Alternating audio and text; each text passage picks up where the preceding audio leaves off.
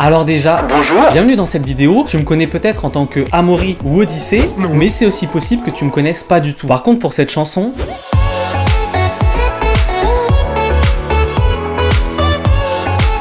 Et bah ça tombe bien puisque c'est moi qui l'ai créé et dans cette vidéo je t'explique comment. Allez, c'est parti.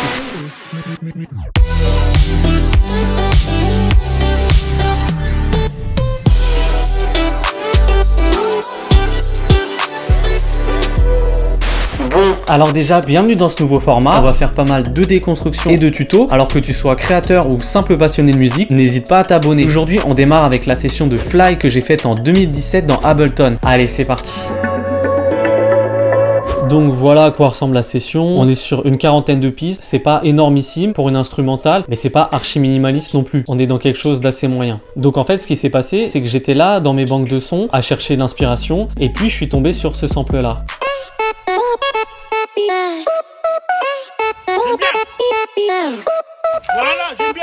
Et là tout de suite je me suis dit qu'il y avait quelque chose à faire. Donc ce que j'ai fait, j'ai créé une nouvelle piste et je l'ai glissé dessus et là je me suis lancé dans un edit. A few moments later. Donc là je suis arrivé à quelque chose que j'aimais bien. J'ai rajouté des petits effets genre reverb, délai et ça nous a donné ça.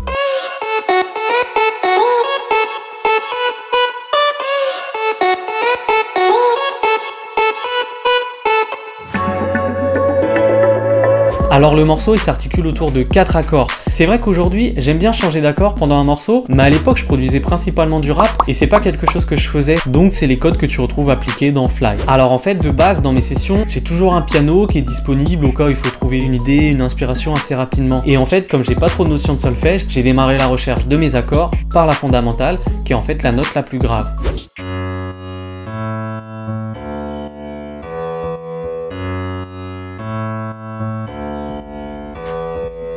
Les fondamentales des accords plus le gimmick de voix, on était arrivé à ça.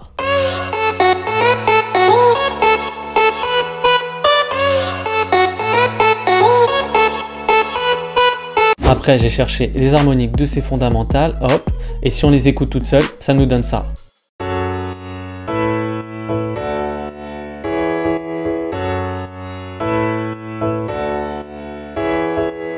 On peut aussi voir que ici et ici, j'ai fait des relances rythmiques de piano pour éviter que ce soit juste des accords plaqués. Et donc du coup, quand on joue les accords entiers plus le gimmick, on arrive à ça.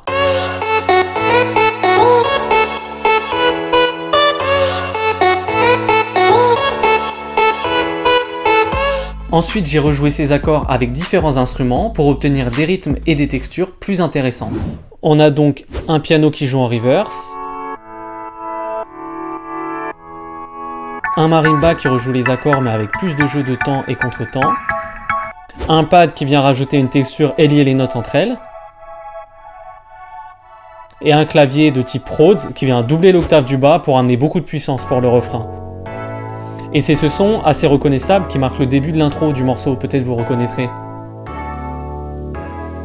Et donc une fois qu'on écoute le gimmick avec tous les claviers, ça nous donne ça.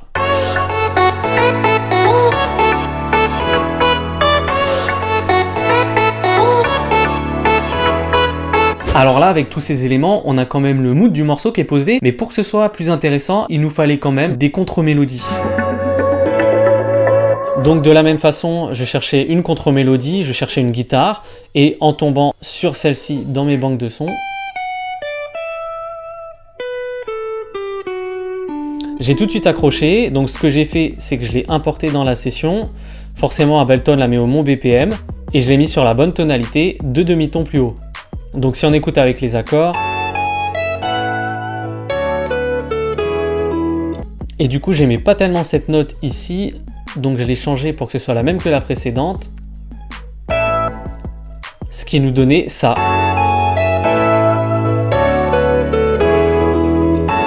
Et en boucle.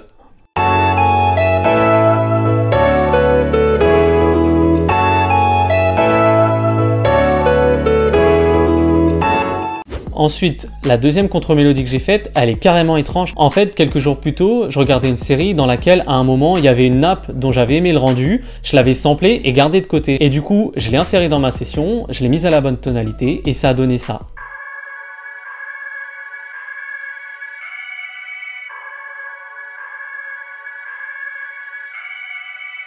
Alors comme ça, vous allez peut-être vous dire que c'est super bizarre, mais une fois mis avec les accords, ça amenait un petit quelque chose, une sorte d'effet choral que j'aimais bien. Ça nous donnait quelque chose comme ça.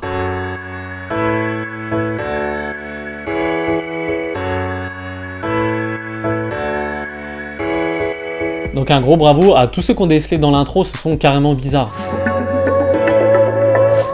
Donc la rythmique, elle est faite d'un kick en 4 to the floor, ça veut dire qu'il vient taper sur tous les temps forts,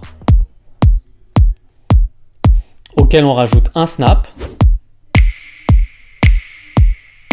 des claps uniquement sur le refrain,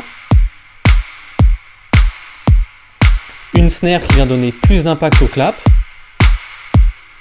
À ça, on rajoute des shirley, comme je le disais, inspiration hip-hop trap. Une tambourine qui, encore une fois, vient soutenir les claps.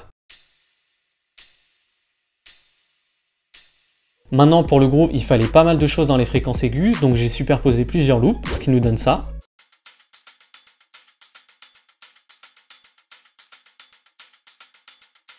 Ensuite, et uniquement sur le drop, on a une ride qui vient appuyer tous les kicks et donner un peu plus d'impact. Et enfin, pour rendre le tout plus vivant, une percussion qui vient jouer entre les kicks.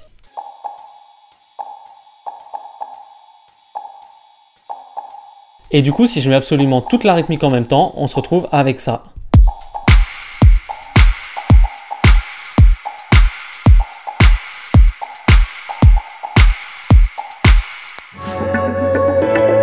Alors pour la basse, on était quelques temps après le single de Jack U avec Justin Bieber qui avait bien marché et que moi j'avais personnellement adoré. J'avais surtout adoré ce son de basse, donc j'ai essayé de créer quelque chose d'assez proche. J'avais utilisé pour ça Operator qui est un plugin de Ableton et ça nous avait donné ça.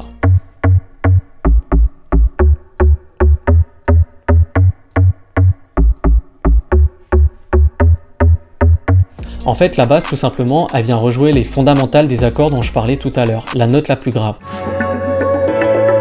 Ensuite, pour rendre le morceau intéressant, il fallait rajouter pas mal de petits éléments ponctuels qui venaient rajouter un petit peu de vie dans tout ça. On a donc tout un tas d'FX qui jouent et qui viennent lier les couplets et les refrains. Tout ce qui est cymbales et crash. Ce qu'on appelle des drum fills que j'ai fabriqués à partir de la fameuse boîte à rythme la 808. Tout ça, c'est que des petits éléments ponctuels, mais qui viennent quand même casser la monotonie de la chanson. J'ai aussi utilisé des boucles, par exemple celle-ci, qui joue que sur la deuxième moitié du couplet.